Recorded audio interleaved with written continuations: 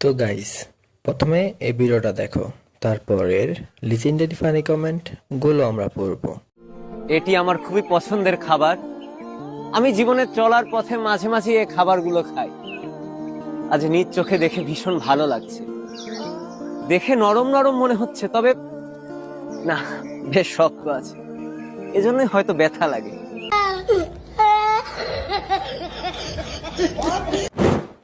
আরে, এটা তো আমাদের বাঙালিদের সেরা অস্ত্র।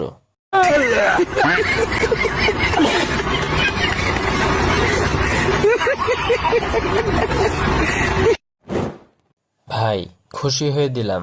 এগুলো একবার ট্রাই করে দেখবেন, ভালো লাগে কিনা।